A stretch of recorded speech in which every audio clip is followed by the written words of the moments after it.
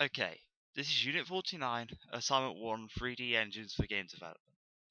Now, going into this assignment, I had a major problem because one of the deliverables is I guess a 3D reimagining of a Space Hulk level from, the game, Space Hulk.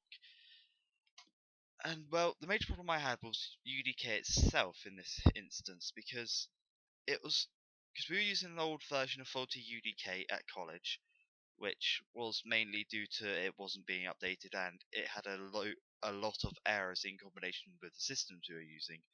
One of these errors, which I continuously encountered and it basically destroyed my Space Hulk level, was a save crash, where every time I'd save the level, it would crash UDK, and while it appeared like it had saved, I'd load up the next time and it would be completely gone.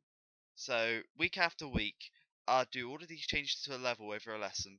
I'd save the changes. It says, okay, I'm saved. Okay, I go home, come back next week, and all of my changes are gone again. And I thought I'd sorted out the last week before I came to record this video. I'd saved it. I'd opened it up again, and it actually did show the changes.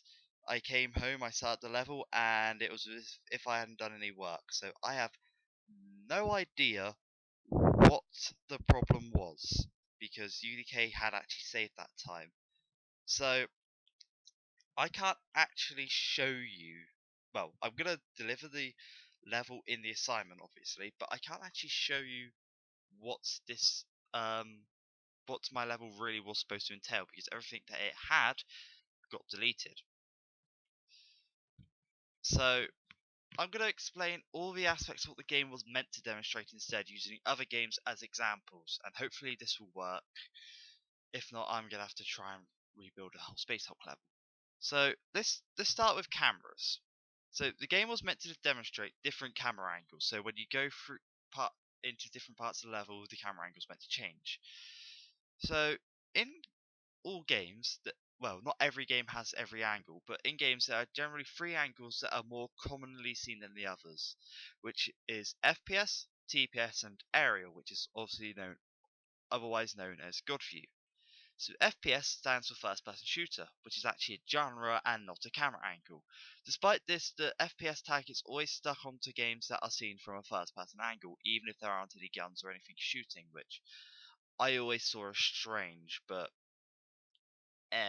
it's something that's been established. So the idea of FPS is that the camera, and therefore where the player, which is you, are seeing from, is in the eyes of the character. It is as if you are playing the game from the viewpoint of someone else, the character you're playing as. So some examples of this are Minecraft and Skyrim, which both games you do see from a first person angle. And they do also have some TPS perspectives, so there'll be my examples for TPS as well. So TPS stands for third person shooter, another genre which again it's strange, but we can't really do much about it. So the idea of third person is that you're seeing the game from a third person. So you got your character there and you're seeing the game from behind the character, in front of the character. It's as if there's a cameraman following the camera around. Now, a great example of what I mean is in the opening of Super Mario Bros. 64. You see Lakitu holding a camera spinning into view. This is what I mean by a cameraman. You literally got someone else watching you, and Super Mario 64 actually shows a great example of that. Some other examples of TPS are Minecraft and Skyrim, but one series that is really been seen as the TPS series is Gears of War. Because I will admit, before Gears of War, I hadn't heard of TPS games, and afterwards I certainly did know about them. And it is a shooting game, so it actually fits the name for once. Now, then there's aerial views, or as it's known in layman's terms, God view. The idea of this view is that the cameraman would be suspended above the action, watching everything out in the clouds, like a god, hence the name God view. Another reason for this oddly religious name, though, is that the genre uh, this camera angle is generally linked to is strategy games like Sid Meier's Civilization and Supreme Commander, where you're controlling multiple characters at once, micromanaging from the heavens, like acting as the game's god, which is also another reason why it's called God View. Now, because a game is primarily one camera angle, doesn't mean it can't contain others. For example, in cutscenes, the camera can move elsewhere, almost becoming like, well, a lot of games I've seen, sometimes the cutscenes you're still from a first-person angle. Like in Halo, a lot of the in-game cutscenes you're still watching from your character's point of view.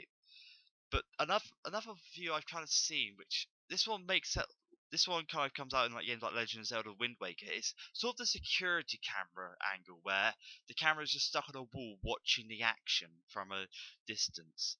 So an example of this kind of thing would be the Wind Waker, where it has a third person angle for gameplay most of the time. You can go to first person obviously, but it's mostly third person.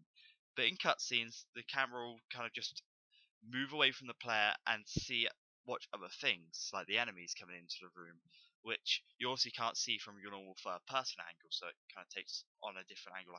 It's almost like an aerial view sometimes that it takes on. So now we're getting onto some of the harder stuff, 3D elements. So let's first get on to static elements, since they're the easiest for me to explain. Let's use Minecraft as our example here. If I place a piece of cobblestone in the world, that piece of cobblestone is now a static element.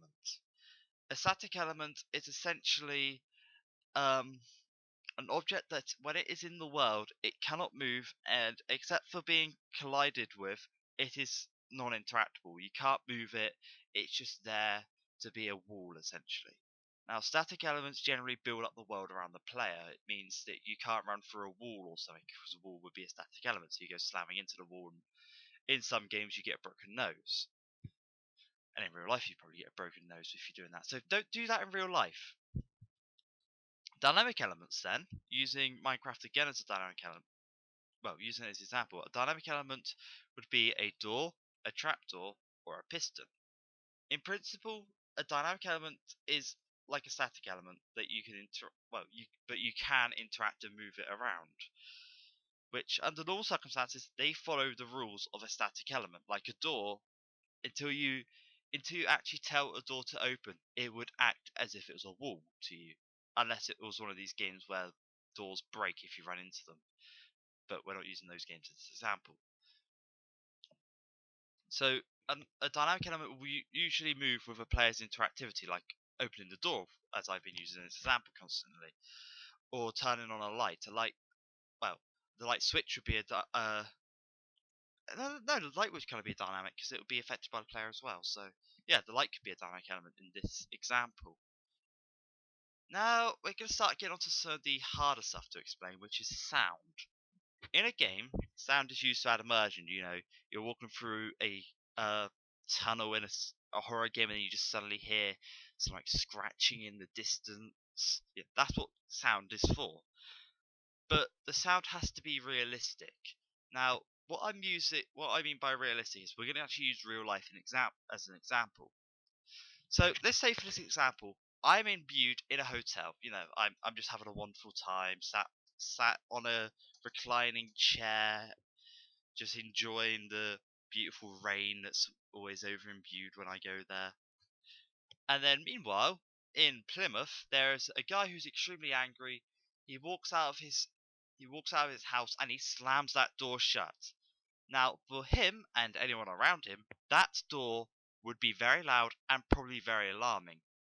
But me sat in my hotel room drinking tequilas wouldn't notice a thing because that door is way too far away for the sound to ever ever affect me. I can't hear it. So this is something that a game must replicate, in essence. I cannot be in X segment of a game and hear Y segment sounds. You know, I have to be around the epicenter of the sound effect for it to work, just as you would in real life. So let's go back to Minecraft again. I'm going to be using Minecraft a lot. A simple sound effect would be a door opening and closing, and you can't hear the door opening and closing if you're so far away from it.